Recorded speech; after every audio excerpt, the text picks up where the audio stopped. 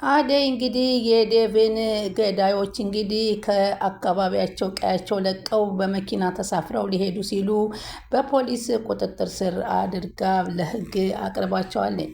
እንግዲህ አደይ በዴቭ መሞት በጣም ልቧ ቢሰበርም ሆኖም ግን እነዚህ ሰዎች በሀገሬ ላይ ያሉ ያደረሱትን በዴቭ ላይ በፖሊስ ተይዘው በሕግ ቀርበው ቅጣታቸውን ማግኘት አለባቸው። እኔም ደግሞ ነፃነቴን ማሳወቅ አለብኝ በማለት እንግዲህ ጫኔንና አጎቷን እንግዲህ በፖሊስ አስይዛቸዋለች።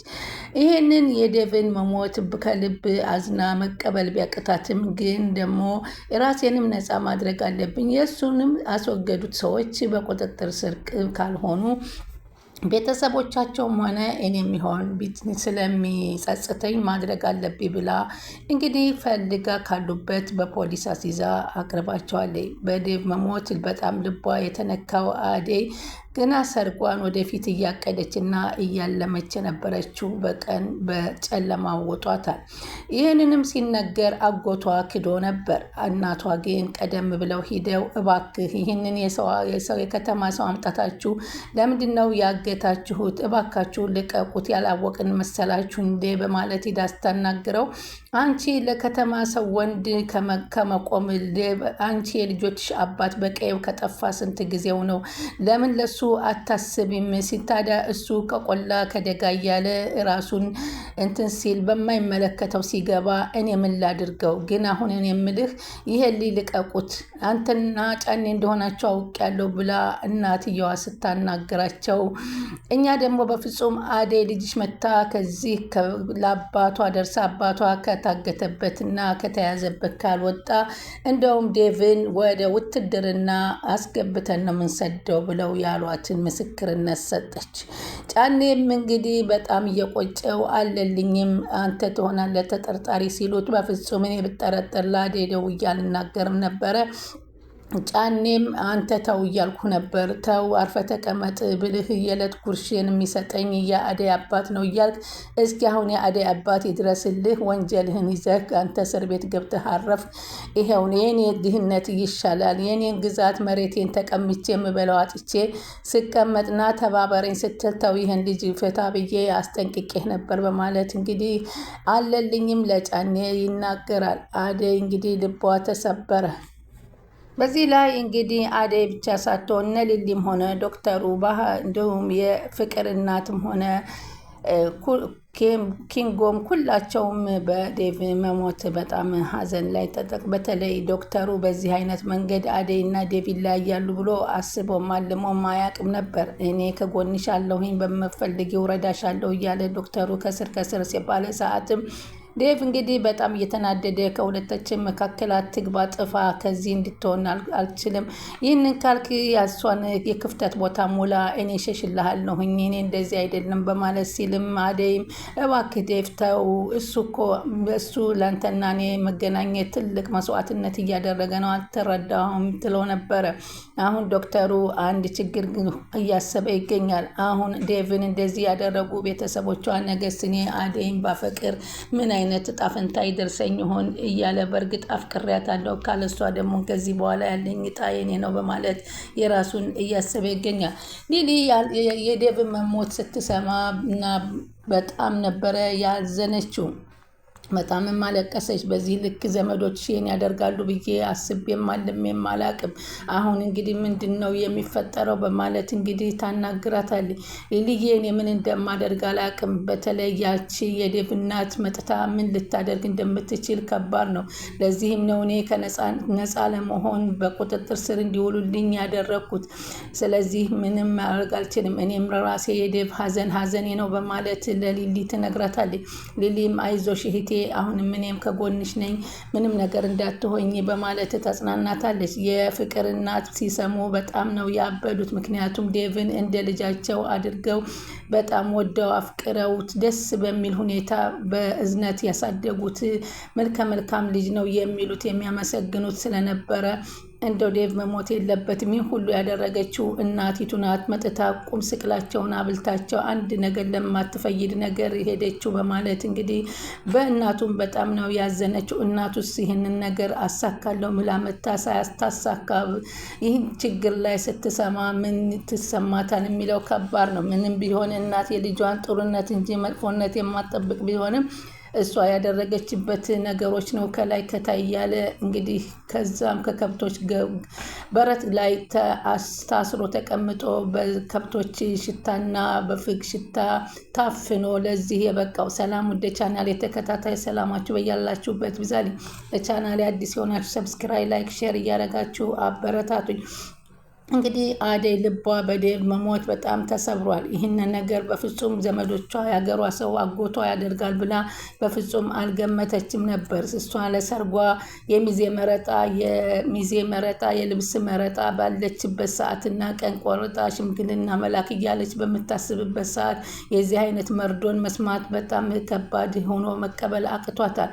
ግን ቢሆንም እነዚህን ሰዎች ለቁጥጥር ስር ማዋል አለብኝ ብላ ግን አንድ ነገር አስባ ተነስታለች። ሌላ እንግዲህ ወደ ሊሊ ስንል ሊሊ በአሁኑ ሰዓት እንግዲህ ወንድሟ እያለች በሄደች ቁጥር እንግዲህ ወንድሟ ደግሞ ገንዘብ እንጂ እሷን የማይፈልጋት እንደሆነ ለባቡሬ ሲነግረው ወንድሜ እያለች አትምጣብኝ፣ አታስመስል፣ አንተ ደስተኛ መሆን እያወቅክ ደስተኛ ላለመሆን አትፍጠር። ሊሊም መቀበል ቢያቅትህና መውደድ ቢያቅትህ ሌናዋና ቅስሟን አትስበርባት እያለ እንግዲህ ባቡሬ ይናገረው ነበር ገጀራውን። አንተ ተናገራት እየመጣች ከዚህ እናቴ አትበልብኝ፣ እኔ እሷን እናት አልወዳትም በማለት ነበረ ሲናገር የነበረው። እንግዲህ ቤዛ ባነሳችው ወርቅ እንግዲህ ሩታና ፍቅር ደግሞ ግብ ጀምረዋል። ሩታ እኔ አይደለሁም ፍቅር አንቺ ነሽ በማለት ይነጋገራሉ። ሆኖም ግን ወርቁን ያነሳችው ቤዛ እንደሆነች አሁን በቤታቸው መታ እንደነበር ትዝ ያላቸው ሰዎች እንግዲህ ቀጥ ብለው ወደ ቤዛ ሄዳ ፍቅር ወርቁን አምጭ ስትላት አላየሁም እያለ ብትልም ቤዛ እንደወሰደችው የተረጋገጠ ነው። ቤዛ አሁን በአሁኑ ሰዓት እንግዲህ ይህንን ወርቅ ስትሸጥ እንግዲህ ተይዛለች ማለት ነው።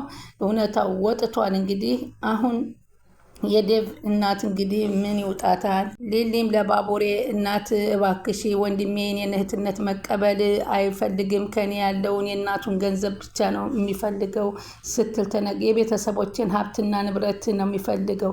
እንዲሁም ከዚህ አሁን ምን ዋጋ አለው? ምን እንዴት ነው ከሽማግሌ እንዴት አድርጌ ከእስር ቤት ላስወጣው እችላለሁ? ከእስር ቤት ባስወጣው ደስ ይለኝ ነበር፣ ግን እኔ አልችልም። ታዲያ ምን አበሳጨሽ አንቺ ልጄ አሉ። አንቺ በንጹህ ልብሽ ወንድሜ ነሽ በተቀበልሽው ለሱ ከበቂ በላይ ነበረ። እውነትሽን ፈልጎ ከሆነ ለአንቺ ማድረግ የሚገባውን ከአንቺ ምንም ነገር መጠበቅ አልነበረበትም። እሱ ግን ከኔ የሚፈልገው ገንዘብ ሆነ። እኔ ግን እሱን ለማስወጣት አቅም የለኝም። እኔ ምን ላደርግ ነው የምትሉኝ? ተስፋ አትቁረጪ ልጄ፣ ከፊትሽ ብዙ ደስታ ይጠብቅሻል። ልጅ ነሽ፣ ትደርሻለሽ። ስለዚህ የኔ አስተዋይ አይዞሽ። ማዘሪዋል ጥያቄ ልጠይቅሽ ስትል ሊሊ ትጠይቃታለች። ሰው ለመሆን ምን ለማድረግ አለብኝ አለቻት። አሁን ውስጤ አልተረጋጋም፣ ውስጤ የሆነ ነገር አለ። ምን ሆነሽ ነው ማለት በጣም ብትወጂው ሰው መጠራጠር ከባድ፣ እንደዚህ አይነት ነገር ያጋጥማል። በፊት የነበረች የፍቅር ሁኔታ ይወስነዋል። ስለዚህ እንደዚህ እንዲሰማሽ ያደረገሽ ነው። ሊሊዬ ላለፈው ህይወትሽ አታስቢ፣ እጅም አትስጪ። እንደዚህ አይነት ነገሮች እድል አይሰጥባቸውም። ገባሽ? ወደፊት እንጂ ወደኋላ አትመለሺ። እሱማ ማዘሯ ልክ ነሽ አለ ሊሊ። እኔም ከዚህ በኋላ ምንም የጠቀመኝ ነገር ከአሁን በኋላ ስላሳለፍኩት ነገር ማሰብም ማስታወስም አሁን ካለኝ ጋር ማወዳደር ራሱ አልችልም ማለት እሱ የልብሽን መሻት የሚያውቀው ጌታ የልብሽን ያውቀዋል በማለት ምክሩን ይሰጧታል።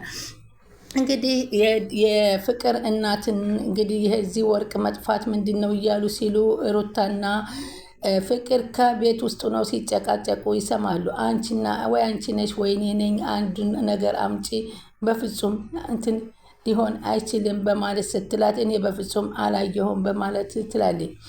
እንግዲህ የሞቱን ነገር እንግዲህ ጫኔም አለልኝም ይኖርበታል ተብሎ ሲጠረጠር አለልኝ በፍጹም እኔ የለሁበትም፣ ይህንን ነገርማ ባውቅ ኑሮ እንዴት ላንቺ ላደይ ደውዬ እናገር ነበረ፣ እኔ በፍጹም አላልኩም በማለት ነፃውን ወጥቷል ማለት ነው። ተው ብዬህም ነበር ከመጀመሪያውም አንተ አትሰማም እንጂ በማለት ሰላም ውድ ቻናሌ ተከታታዮች ሰላማችሁ በያላችሁበት። ለቻናሌ አዲስ የሆነ ሰብስክራይብ፣ ላይክ፣ ሼር እያደረጋችሁ አበረታት። አደይ ቀጣይ ፓርቲን ይዘንላችሁ አደይ ልቧ በአደይ ብሰበርም ሆኖም ግን ወንጀለኞችን ለስር ለማድረግ እንግዲህ ባሰበችው መሰረት አድርጋለች ማለት ነው።